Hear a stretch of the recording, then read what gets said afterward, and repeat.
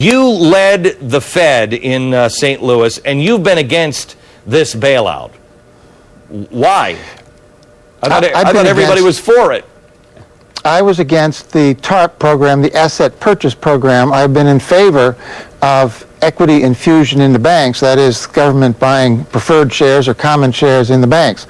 However, I had assumed, and the Treasury had been talking about that program as being voluntary. Now, it's not voluntary. The banks have been strong-armed into doing it.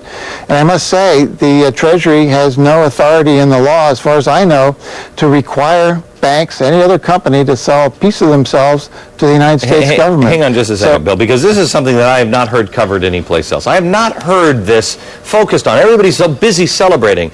But they forced the bank. The banks could say, I don't want your money. And the banks must sell them these preferred shares to the government. Why would they do that? The banks were volunteered the way a soldier in the Army gets volunteered to do latrine duty. Yes, sir, Sergeant. Yes, sir. Right away, sir. That's the way this was done. And I find it highly objectionable that we are not operating under the rule of law. It sets a very bad precedent. It means that in the future, anytime there is a crisis, the government will have the authority to require a company to sell a piece of itself to the federal government. I think it's terrible. Peter, let me ask you this, that begs the question. Is capitalism dead and fascism alive? I mean, when can a company say, no, you can't buy shares of me. I don't want to sell them to you. Unfortunately, we buried capitalism years ago. You know, and we've been talking about this. Nothing the government is doing is legal. They're violating the Constitution with everything that they do. But, you know, Paulson said today about this plan, he said it was necessary and unprecedented. And he's wrong on both counts. It's completely unnecessary. And unfortunately, there is precedent for this type of monetary policy. They tried it in Argentina. They tried it in Weimar Republic, Germany. They're trying it right now in Zimbabwe. I got right here in my hand 100 billion Zimbabwe dollars. And if I spend it quickly enough, I can buy a pack of chewing gum. This is the road they're taking us down. We don't need liquidity in this country. We need savings. And the government is trying to inject the banks with all this liquidity so they can loan it out. But you can't do that. We need legitimate underconsumption to have real savings. All the government is providing us with is inflation, and we're going to get more and more of it. So, Bill, you're the former head of the Fed. I mean, you're a reasoned guy. I mean, not like this Peter Schiff dude over here. You're a guy who knows how this system works. Are we headed towards Weimar? I mean, how do you pump this much money into a system that we have been doing over and over again and still intend on doing without inflating our money like crazy? There is an inflation danger for the long run. It's not a danger next year in the immediate future. And it is a worry. I don't think there's any possibility of hyperinflation. We're not going the way of the Weimar Republic or Zimbabwe. That won't happen. But there is a real danger that we will... Why wouldn't that happen?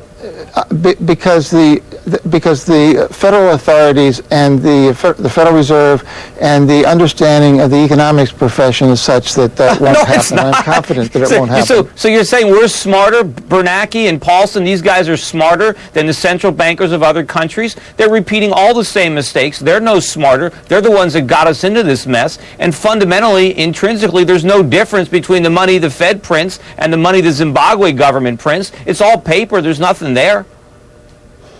I don't disagree with that, but I believe that this country is a far more responsible country than Zimbabwe. Based on what evidence? About that. Yeah, I will tell you, Bill. Yeah, go ahead. Go ahead. Well, I would like to...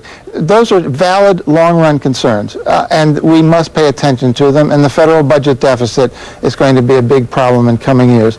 But I want to come back to the issue that is right at hand of managing the financial crisis, which is real, which is serious, which does need to be managed. But I believe that this step goes way beyond what is necessary, and going beyond what is authorized in the law is a very dangerous thing to do. So, Bill, how do we... Wait, Peter. Bill, how do we stop it? How do we stop people in the Fed? How do we stop people in the Treasury? The Americans have spoken out against this. We are destroying capitalism. For instance, try this little piece in. Everybody wants salary caps. Salary caps? Who the hell is going to run these banks if you can only make $250,000 a year? I know that sounds like a lot to a lot of people, but it's not for people who are to run the biggest financial institutions on planet Earth. Yeah.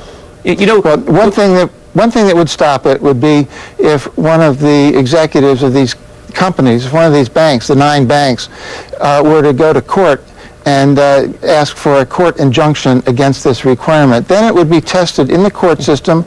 We have a very high integrity in our court system, and the case would be heard promptly. I don't think so. You know, also the problem is this crisis can't be managed. We need the free market. You've got these cronies in Washington. They're like little kids with a chemistry set, and they keep on throwing these chemicals together, trying one thing after another. They hope they're going to stumble on a miracle, but they're going to blow us all up. Okay, guys, thank you very much. I appreciate the conversation. Coming up, I asked John McCain how it feels to be